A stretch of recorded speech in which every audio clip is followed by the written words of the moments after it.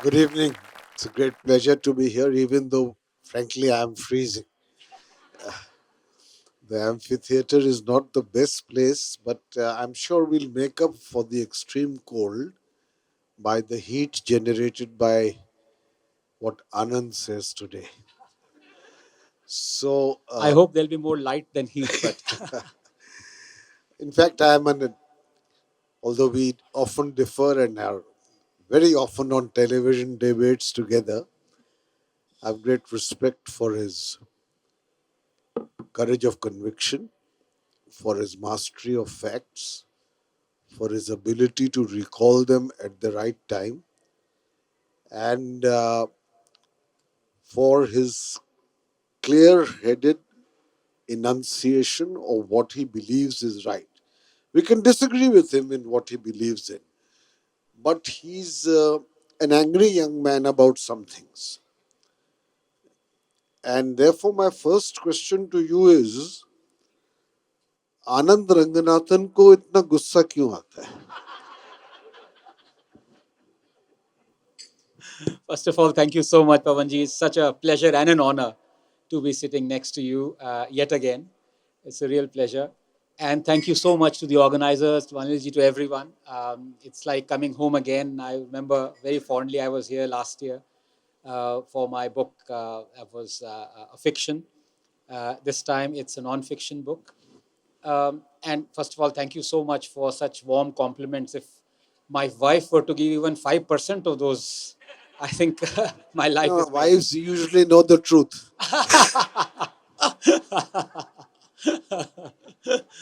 no, but I think this promises to be the next 45 minutes. I think a lovely freewheeling discussion on the topic Hindus in Hindu Rashtra. But let me begin by the question that you've asked.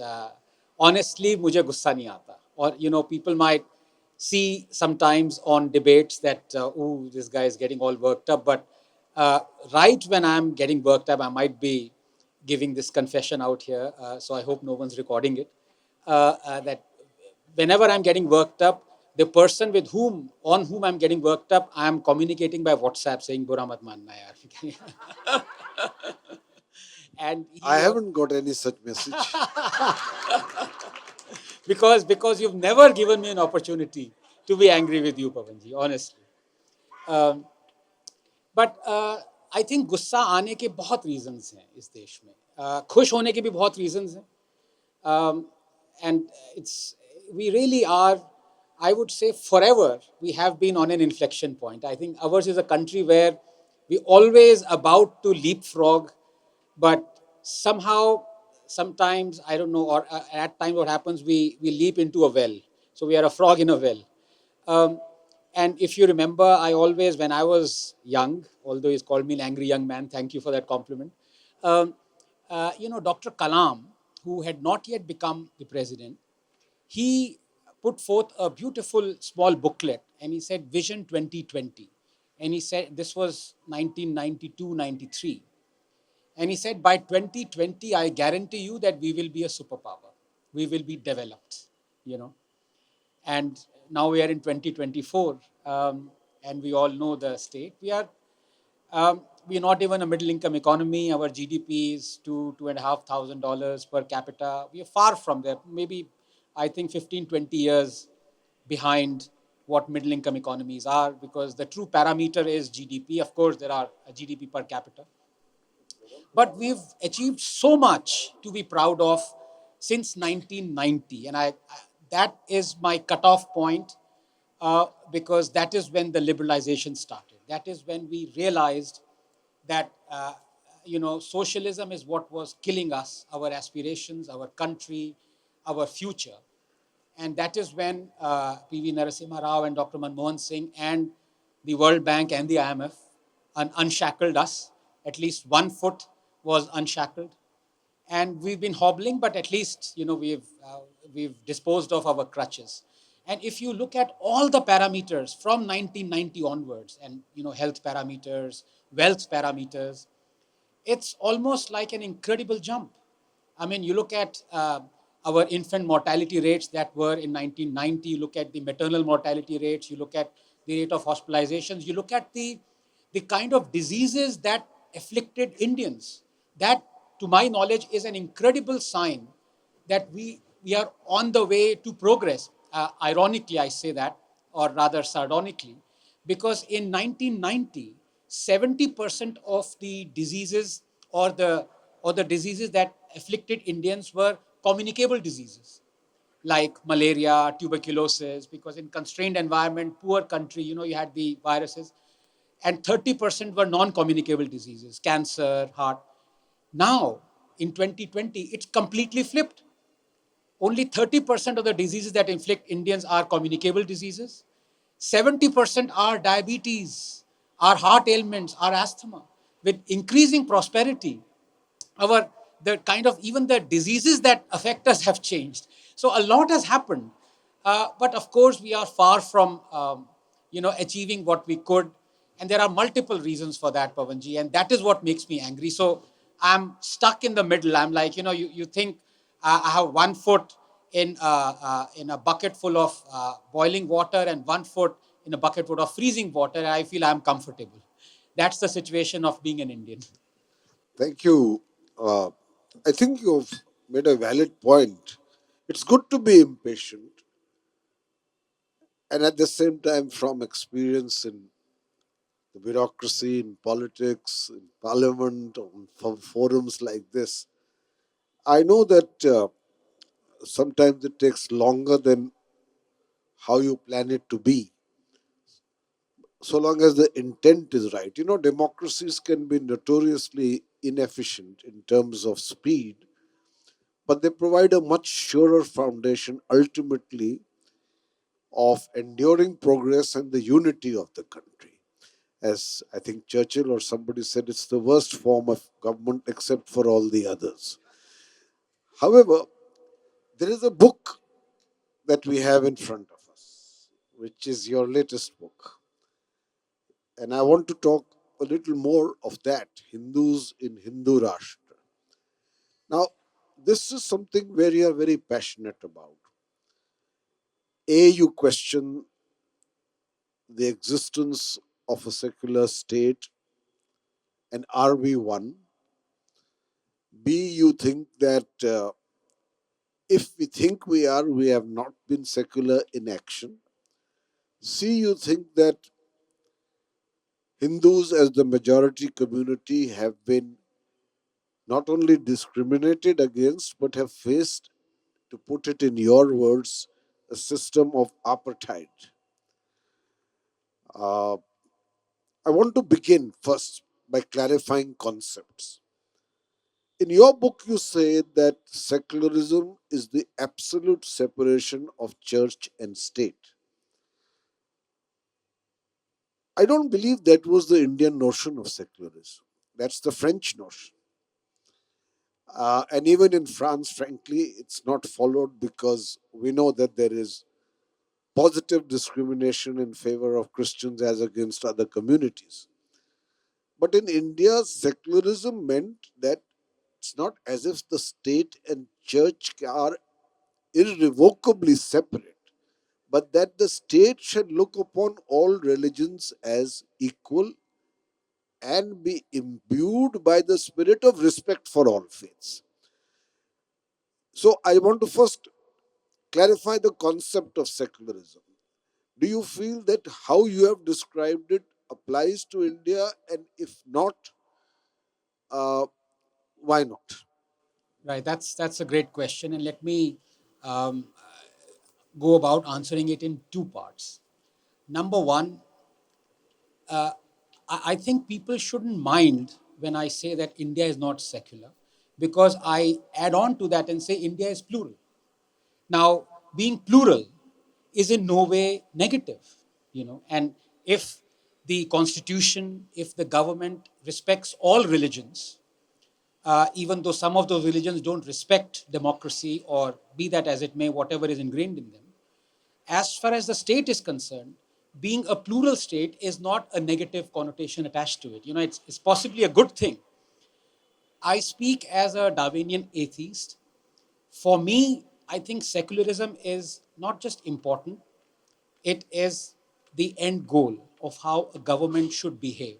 So when I say India is not secular, India is plural. People who believe India is secular, quote unquote, wrongly, shouldn't really mind it. As far as the definition is concerned, Pavanji, you're absolutely no, thank you. You're absolutely right that my definition of secularism is the, you can say, the English or the French definition of textbook secularism.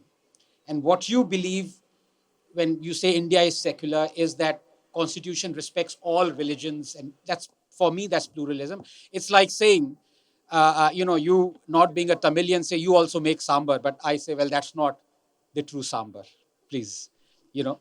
Um, Likewise, a Punjabi may say, how will a Tamilian say he's making chola bhaturas? I mean, that's the kind of nuance.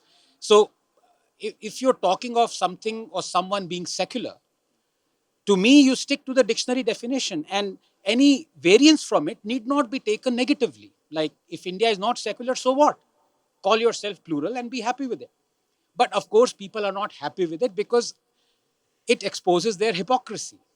You see, if you're secular, then, or even if you're plural, let us say, even if you respect all religions or you treat all religions equally, why is it that you only have Hindu places of worship under control?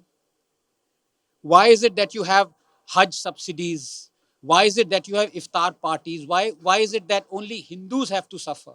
And I'll give you one example, Pavanji, before we move on, because today is a very sacred day in many ways. Today is 19th of January 2024. It is the 34th anniversary of the macabre day when Kashmiri Hindus were driven out, um, raped, pillaged, looted, murdered, ethnically cleansed. The genocide happened. It's been 24 years, and we talk of so called Hindu Rashtra since 2014. We're staying in it. You tell me any major nation, or any nation for that matter, where the majority population is still a refugee in their own land. Do you find Americans refugees in America, Germans refugee in Germany, Brits refugees in Britain? Why are 7 lakh Kashmiri Hindus not able to go back to the place they've been driven out from for 34 years? And it's not just the fact that you're talking of Hindu Rashtra and politicians being politicians, they will play politics and they will, and cutting across party lines. For the last 10 years also, they haven't been rehabilitated except 5,000 Kashmiri Hindus. But the fact of the matter is, you look at the Supreme Court, twice it has refused to open cases of atrocities against Kashmiri Hindus. And the day it said, we refuse to open the cases of atrocities, of clear cut murders that were committed, 6 months down the line, the Supreme Court ordered an SIT to reopen the cases of 1984 Sikh genocide. That happened 7 years before the Kashmiri Hindu genocide. This is how our Supreme Court acts, and the government hasn't said a word on it. So, you know, when you So talk of, are you saying, because I know you can speak at great length on a variety of subjects which I want to touch upon in the brief time that is available, because you make impassioned points, and some of them, I believe, have resonance and validity. So, in the case of, let's say, the Kashmiri Hindus, we all recognize that they have been the victims of great suffering, uh, extremely passive response from the state, a hypocritical response from so called secularists and the leftists. But are you then indicting, for instance, the current government the most because it had fought for their rehabilitation as part of its manifesto consistently? It brought in Article 370 and it said normalcy will be restored, but has done very little about it. absolutely right. I'm indicting this government, Mr. Modi, the most, and I've said it in the first chapter itself, because you see, why are governments brought in and kicked out? It is because if some government wasn't working, you kick that government out in a democracy. But there's no point in the last 10 years for me to criticize Congress selectively. Yes, before 2014, I was criticizing Congress for not doing anything for the Kashmiri Hindus. But since 2014, the only government that needs to be criticized, without malice, of course, is the current government. So, to answer your question briefly, the person who deserves most criticism is Narendra Modi on this question. I hope this will not make news because your future may be in jeopardy. No, but Uh, I want to add something to that. I'm now very used to the fact, and I have great friends from the BJP, and I'd like to believe they would remain my friends. Why not? But I'm always invited to any place only once. So I take that as a badge of honor. Uh, just last week, I was at a debate sponsored by the Telegraph, and I spent 5 minutes blasting the Telegraph. So I don't think they're going to invite me again. So be that as it may. I mean, there's I already began by saying that I admire your courage of conviction and your ability for plain speaking. Now, let us do, because the time is short and I want you to touch upon a range of subjects. The first chapter of your book is on state control of Hindu temples. Now, I have written a book called The Great Hindu Civilization, which is which I was part of and honored to be launching it. So it's a wonderful book. Please read that book. which is about correcting the narrative of history with regard to our past, A, and B, reclaiming the remarkable achievements of an ancient culture which have been either ignored or forgotten or glossed over.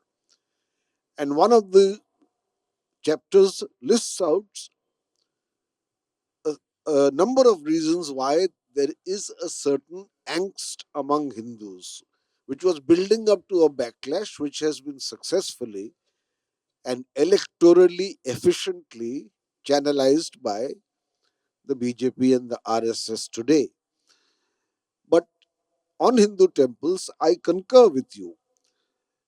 First, I want you to explain why you think that is wrong, and then I'll ask my next question. So it's wrong on two counts.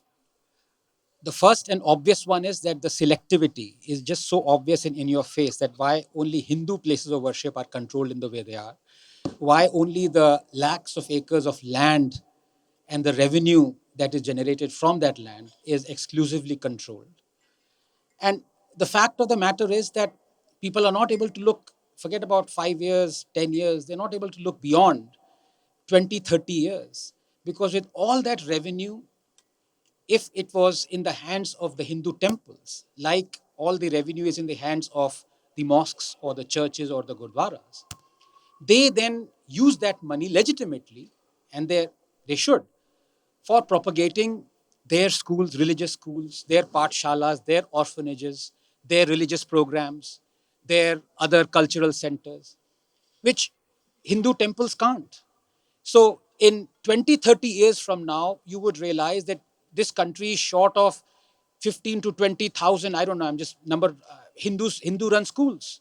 And, this is over and above what the RTE provisions are doing. So, if the money is not in the hands of the Hindu temples, for how long will Hindus be subjected to this? Frankly, there's no other word other than to describe that we've become, we just taken for granted. We're seen as gullible. That if this government constructs a corridor like Kashi corridor, spends 350 crores in constructing it, and we feel proud that here is a Hindutvavadi government that's doing it, that is a monthly, half monthly hundi collection of Tirupati. If Tirupati's money, its land, its revenue was in the control of the temple, it would have constructed hundreds of corridors. The situation right now is so perilous, Pavanji, that the Tamil Nadu government informed the Madras High Court 2 years ago that 11,999 Hindu temples under its control do not have enough money to perform even one puja a day. one puja. So that's the first reason why selectively. The other is the governments have no reason, have no legitimate cause to take over what, according to me, is a private property. If Congress can say that religion is a private affair, then a temple is also a private entity. Why is it controlling temples? Why on earth are people who say religion is an opium of the masses, communists, controlling thousands of temples in Kerala? We've seen the situation, what happened in Shabrimala about 3 weeks ago, where pilgrims were packed like sardines, and God knows how many would have fainted or succumbed, maybe even killed. Nobody knows. The state has no business to run it. So one, the state has no business to run it, and B, even if the state is controlling it, why is it controlling selectively? That's the issue. That's a good reason, but I'm going to ask a supplementary question. Not because I don't disagree with your basic premise, but you will agree with me that Hindu temples, given the nature of Hinduism, I have another book called Being Indian where I discuss this, where in Hinduism there is a great deal of individualism. In other religions, including the Abrahamic faiths, there is a certain notion of collective congregationism. The church you meet Sundays, on mosques you meet on Fridays. In Hinduism, every Hindu goes to the temple, makes a quiet private donation, and prays for his personal salvation. So, therefore, you find that, for instance, in Varanasi, from where I come, uh, the ghats are extremely dirty, but a devout Hindu will walk through the excreta, go into a dirty Ganga, take a dip, come out, and walk away assured of his own salvation. So, where Hinduism is concerned, a great deal of donations are made because they are a majority community. People are rich. Do you think that that amount of wealth, and you just give an example of Tirupati, and there are even richer temples, if they are left completely in the control of the ruling echelons of those who run the temples without any government supervision, there would be proper use of that money. Recently, and I don't know how much of it is true, but what came to light was that even in the question of the uh, great Ayodhya temple, whose Pran Pratishtha we are all waiting for on Monday, the 22nd, there was some level of, as they say, gapla in the purchase and sale of land and so on and so forth, where the management of the temple was involved. So, don't you think the government has a right to keep control on it? Although the government is one of the most inefficient instruments to do it, but but is there a case for it or not? Yeah, I mean, this is, it's like saying, just an analogy that, do you think we should have Hafiz Saeed come in to maintain peace? I mean, in order to not have corruption, to bring in government, which according to me is possibly, any country's most corrupt institution per se. Uh, no, but to come back to that, that's a very serious question, and it has a very simple answer. Much richer than the Hindu temples, let's be honest, if you were to rank them, are, for example, Adanis and Ambanis. You know. Now, if you're worried about Reliance or Adani Corporation being corrupt, do you believe that Mr. Modi should take over Adani's? No, no pun intended. There's a big wink here. No, but what I'm trying to say is that if a private entity is corrupt, then by all means, government should have regulations, and governments do have regulations. Uh, you can prevent cartelization. You can do so host of things in order to prevent corrupt practices in businesses. In fact, one of the reasons why America faced a huge situation where there was a meltdown was because Ronald Reagan removed all those important regulations in his race to be absolutely capitalist. He encouraged crony capitalism. The problem with crony capitalism is not capitalism. The problem with crony capitalism is chronism, you know. So here we need to identify government need not control a private entity. If we go down that route, then anybody will scare a second person and say, look, the government needs to take control of it because the what is going to happen in a few years' time is that this company or this organization or this temple will go corrupt and we can't have that. Well, that applies to everyone, every organization that is corrupt.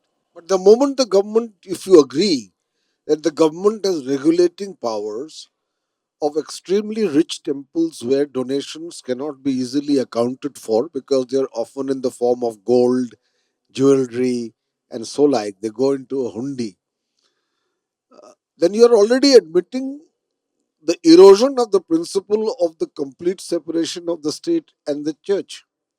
Because if government has regulatory powers, it will use those regulatory powers for corrupt reasons as well. So, what is the way out? Okay, so let me answer that. When I mean to say government regulating, I mean to say regulations for private entities. And also, let me say, government also has a role to be a protector of a just social fabric.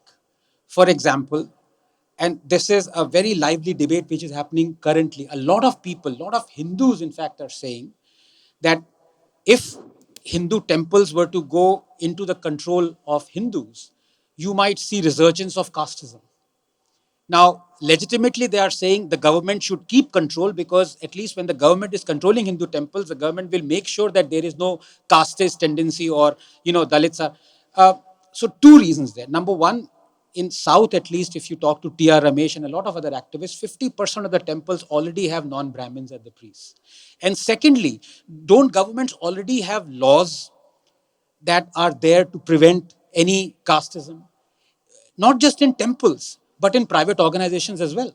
So I'm not saying government controlling or having a role in a temple. I'm saying government already has a set of laws that will make sure, to the extent that it makes sure about every organization in India will not be corrupt. Anything more than that means government coming in and saying, look, we are going to control it. And if you talk to Pavanji Vishnu Jain, let me take the example of not very well known. We know of Ram Janam Bhoomi, of course, Krishna Janam Bhoomi. There is also Hanuman Janam Bhoomi in Karnataka.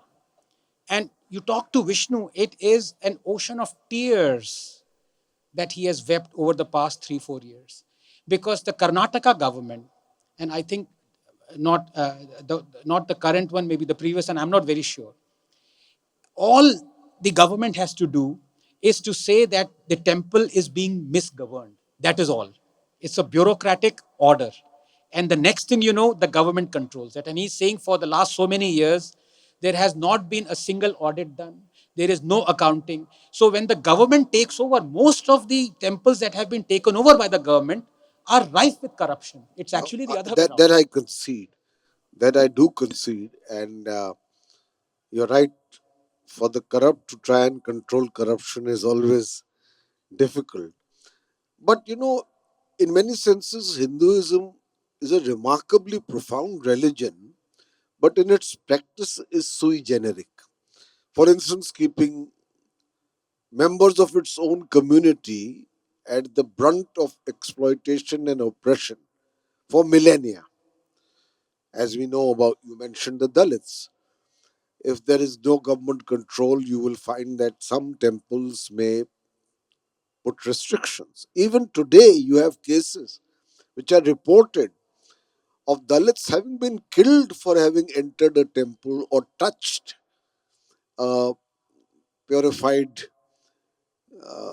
vessel of a ritual or polluted a Brahmanical thali or had the temerity to ride a horse to take a barat. I mean, these are incidents that still happen. Similarly, you mentioned Sabrimala.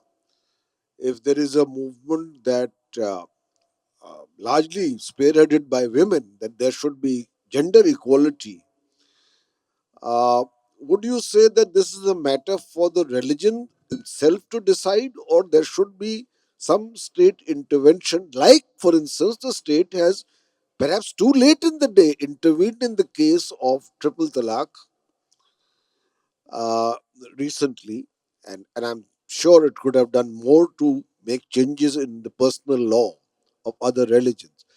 So, do you worry about these concerns?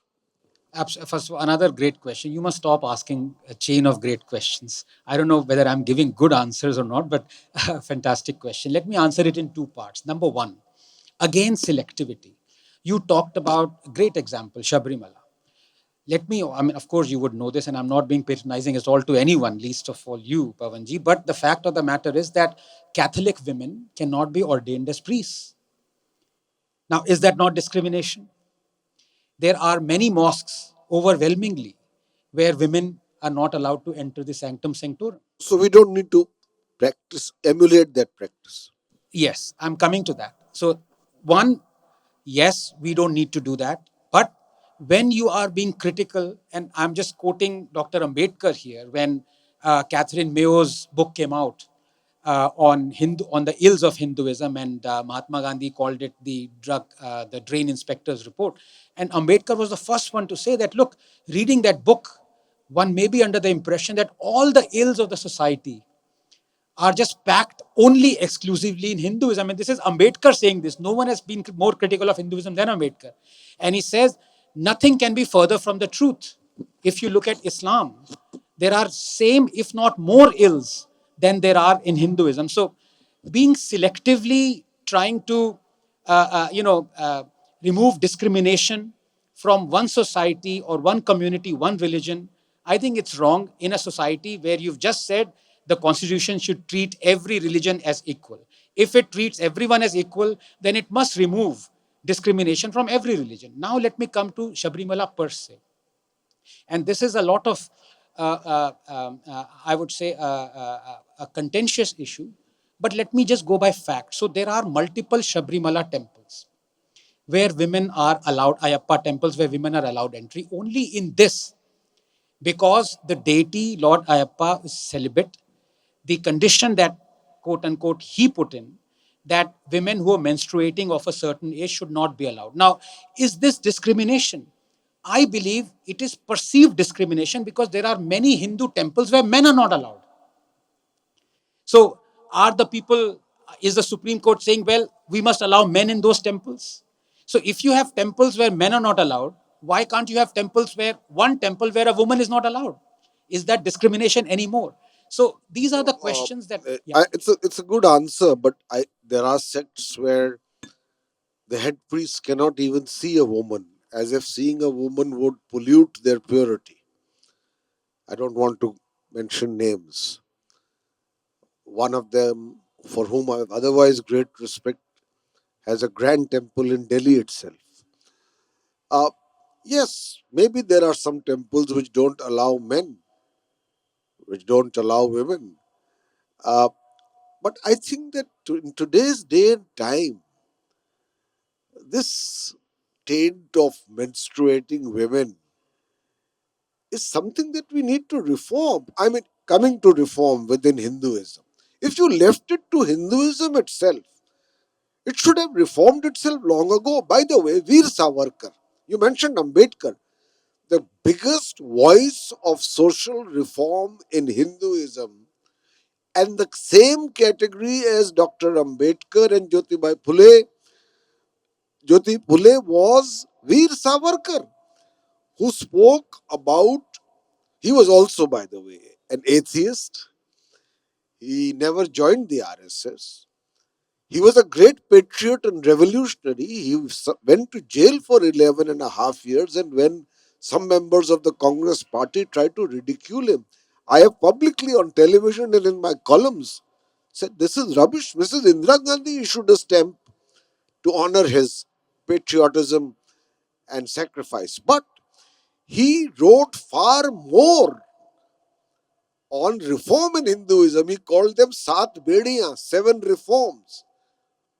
Beti Bandi, Vyavasay Bandi, Roti Bandi, Sparsh Bandi.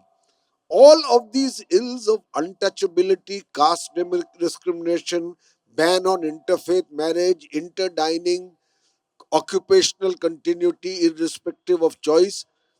Veer Savarkar has written greatly on it. For a party which is now in power, which seeks to speak for what is good for Hindus, and I'm sure it is doing much that is good for Hindus, but according to you, not enough. These are the areas where Hinduism should actually revive itself. And left to itself, it would do nothing. Even the government has to intervene to ensure equality within Hinduism for members of the Hindu faith itself. What do we do about that? Yeah, and again, fifth time in a row. Great question. But at the risk of repeating myself, I must say this. And I've said this before that in Hinduism, I believe um, religion is an offshoot of a way of life, whereas in Islam, way of life is an offshoot of religion.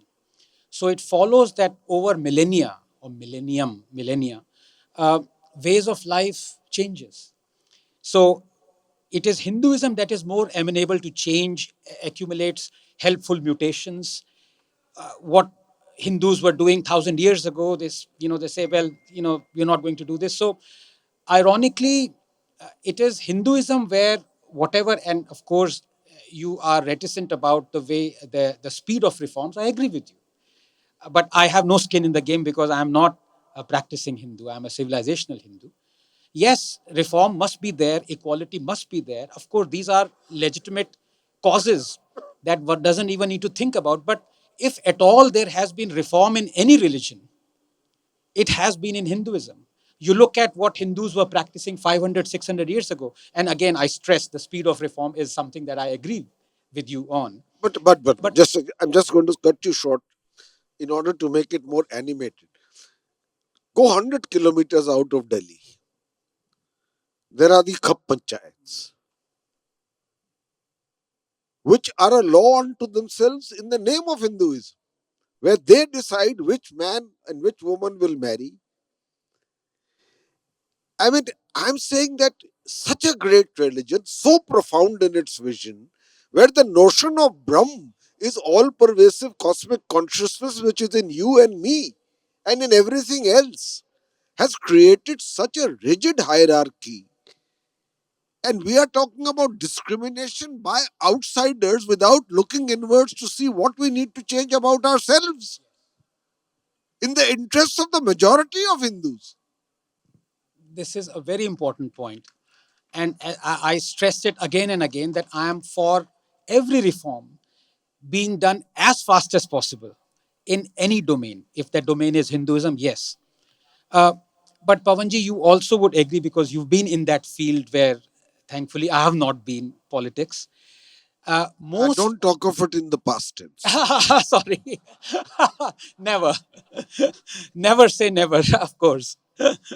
Uh, but the fact of the matter is that it is the politicians, if there's been any a class that has perpetuated this caste divide, that I mean, I don't even need to name politicians who've actually trumpeted the existence of khaf panchayat. Congress politicians, many of them are today seen as forward looking, progressive, highly educated. They voted for khaf panchayats. So So Ram Raveen is just got a 50-day parole again right, right, after rape and murder. yeah, yeah, yeah. So politics and religion are an emotive issue which will at some Very. point go together But or not. when you talked about, you mentioned specifically some things where you would want reform on, for example, menstruation being a cause for that.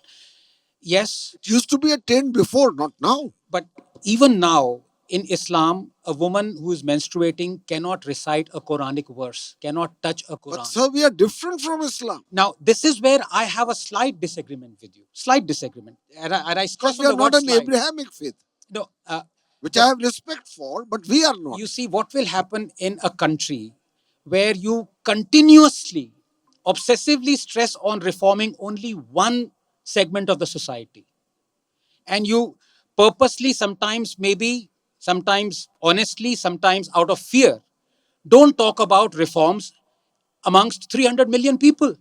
I think you're being unfair to the country as a whole. Because what would then happen, and this is what Ambedkar was at stress. You see, a lot of Muslims as well as the left always quote Ambedkar on his trying to reform and talk on Hinduism. They never ever quote on what he said about Islam, which was so much more devastating. He wanted more reforms in Islam than in Hinduism. And he said this: if you do not reform one segment of the society, you being wrong, you being dishonest, you being fearful. So, how would I ask you, as a not a rhetorical question, but Pavanji, because you are in the upper echelons of the decision making polity of the country, whereas we are just Aam Aadmis. uh, I wish I was. no.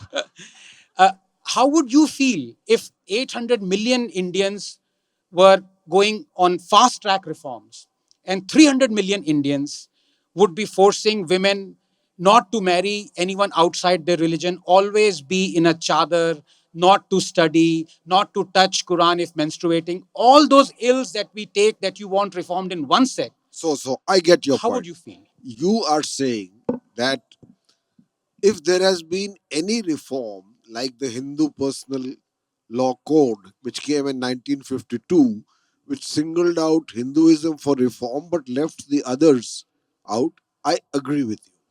It's one of the reasons for the angst among Hindus. Among many others, Dr. Ambedkar, even before the independence movement, opposed Mahatma Gandhiji's support for the Khilafat movement. He said, why should India support a pan Islamist movement, especially when the Khilafat, the caliphate, has been abolished in Turkey itself? Kamal Atatürk has come and we are supporting a Khilafat movement. That's fair criticism. Gandhiji did it in order to preserve Hindu Muslim unity to fight a common enemy, which is the British. That's a different matter. But my point is that even though we have tried to reform Hinduism, the truth is that in practice, Hinduism is still very far from basic reforms like gender equality, which Hinduism, in its profound philosophy, guarantees. There are texts which have said that the Devi, and I've quoted them in my book, is higher than even the consort with which she is shown. We worship Shakti in deity terms and subordinate women in actual life. It is happening. So, that apart, there is a pace of reform. But time being short, I want to touch on two other questions. One is the Uniform Civil Code, about which also you write strongly. Why do you think that a political party in power for 10 years, and I'm not using this as a critique of that party, but I'm pointing towards the complexity of the issue of a uniform civil code.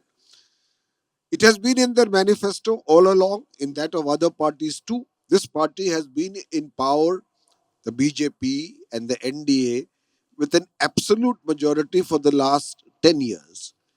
Why have they not brought a draft of the Uniform Civil Code before Parliament?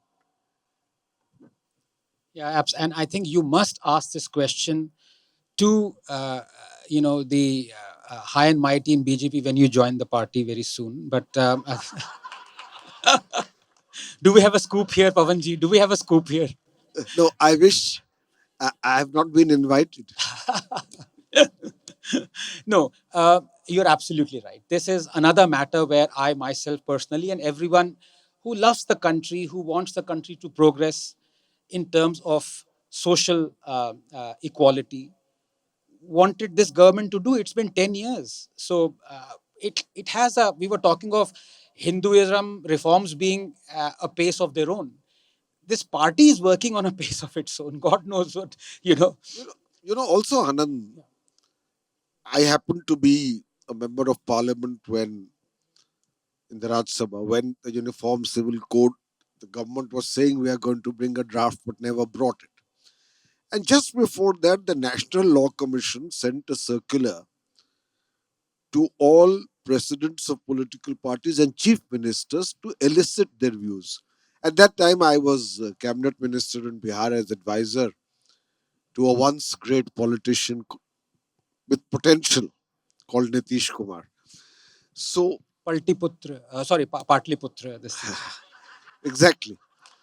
He he failed himself and he disappointed me, and finally I was expelled from the party for my opposition on principle to certain things. However, that is a private matter. I have cordial relations at a personal level with him. But in his reply, he wrote that the uniform civil code is a desirable thing.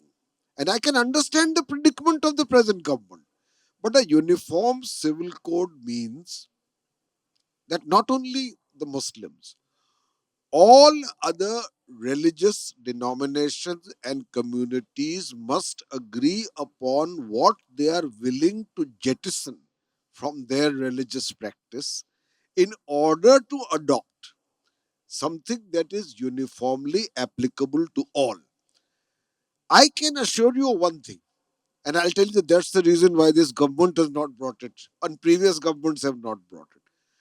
The largest number of changes will be made in Hinduism itself. I am not giving the literal meaning. For instance, in a Hindu religious marriage, although the symbolic meaning of it is different, the women here must know there is a ceremony of Kanyadan, sanctified from the past and perhaps for important philosophical, metaphysical reasons. But today's women are asking, we are not commodities. There is a relationship of equality. What is this Kanya Dan? Why not? What is the opposite of Kanya? Purush Dan. Pandits and those who control Hinduism may not agree. It's a very, very complex question. Goan Christians have their own practice. Northeast, there are different practices. Given the diversity of this country and undoubtedly with an underlying unity, there are different practices. To create a uniform civil code is desirable, but it is practically one of the most difficult things to do. Yeah.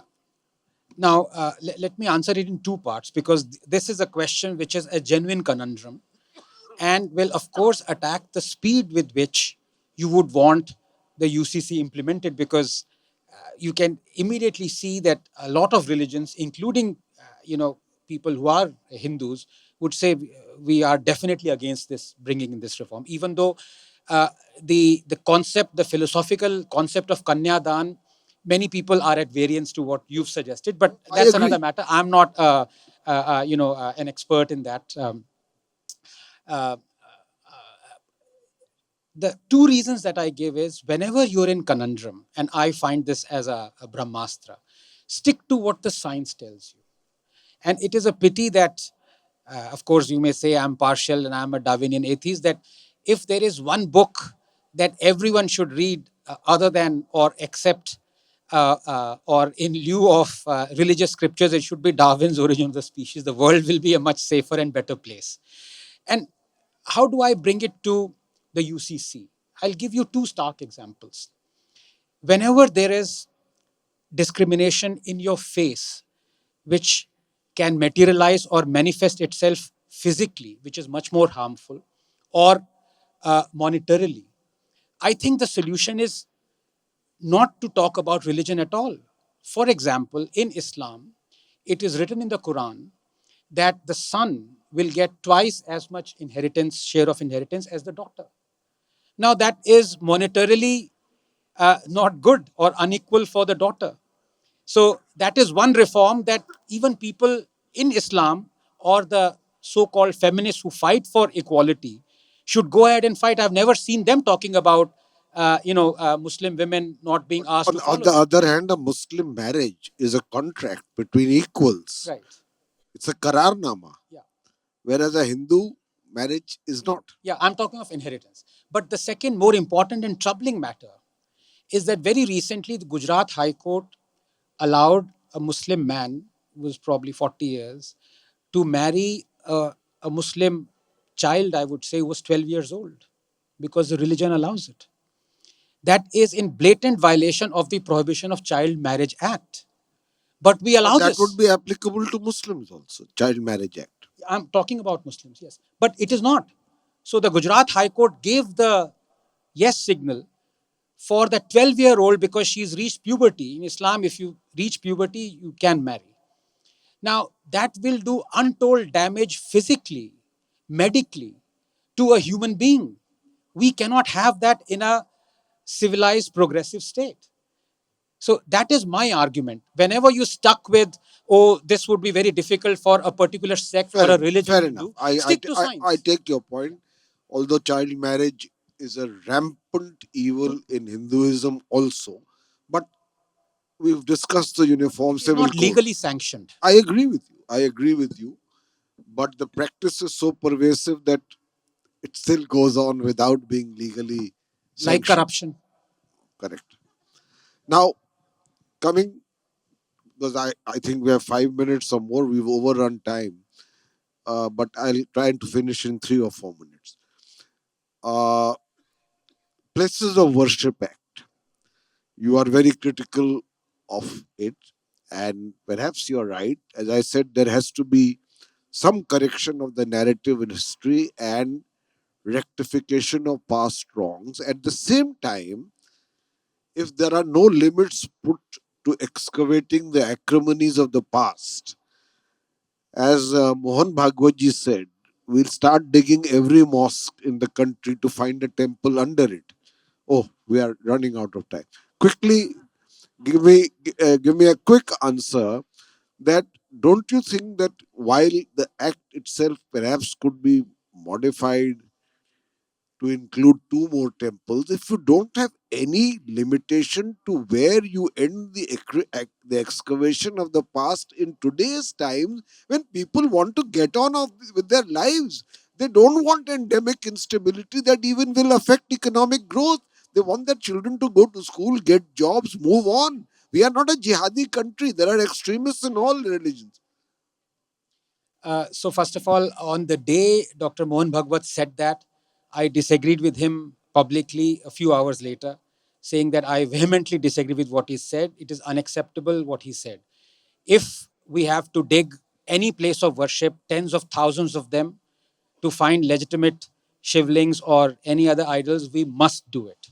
It is a civilizational cause, but that is away from the Places of Worship Act, the objection to the act itself, because the hallmark of democracy, if there is only one, it is that any person should be allowed to seek justice, to go to the court. That is what, for me, signals a democratic country. And a Places of Worship Act bars Hindus to go even approach the court. Forget about the verdict. It may go against them or for them, like the Ayodhya verdict. It would have gone against them. But at least in this, they were allowed to go to the court and approach and say, my lord, please adjudicate on this matter. Here, the Hindus can't even do that. And the irony, Pavanji, is that when people accuse Hindus of violating the Place of Worship Act or in danger of violation, ironically, it is the Place of Worship Act has been violated against the Hindus. In specifically in the case of Gyan Vyapi, the Vyas Parivar has been barred from worshipping what they were worshipping inside the Gyan Vyapi mosque for decades. The sacred people tree has been cut. Hanuman murtis have been removed there. So it is the Place of Worship Act which ordains that after 15th August 1947, you cannot change the religious structure of the place of worship. That has been changed against the Hindus. So there is violation that has happened of POW against the Hindus. But barring that, you tell me, and you tell me, Pavanji, why? Why cannot a citizen of a republic even approach the court? Doesn't matter what the court will decide. Approach the court to demand justice, to correct a historical injustice. Are we not in a situation where we, I agree yeah, because we are running out of time. And I must end here by asking a last question, which you will answer in precisely 1 minute. Uh, yes, if that is your belief, instead of reaching Amrit Kal by 2047, we'll be digging all over India to recover our civilization. But that apart,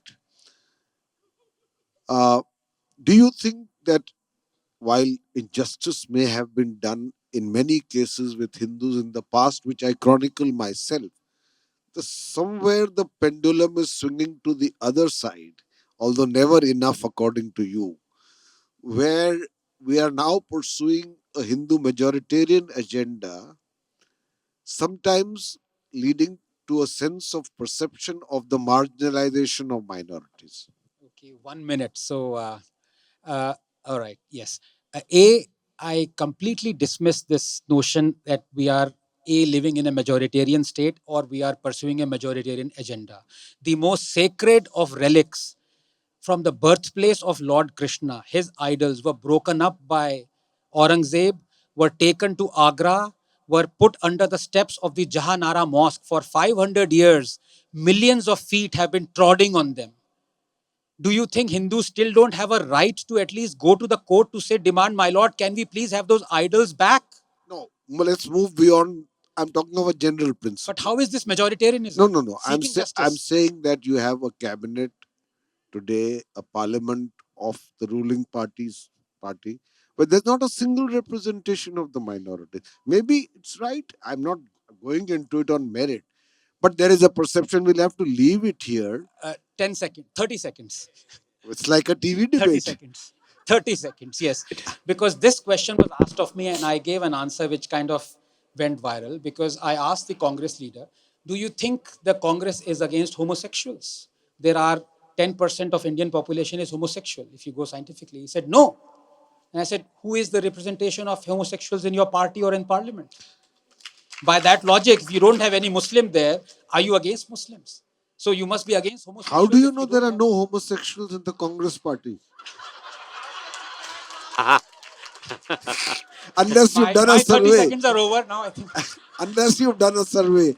Anyway, I think it was a wonderful That was a real. It conversation. was a Thank you pleasure so and an much. honor, Papanji. Thank you so much, Anand.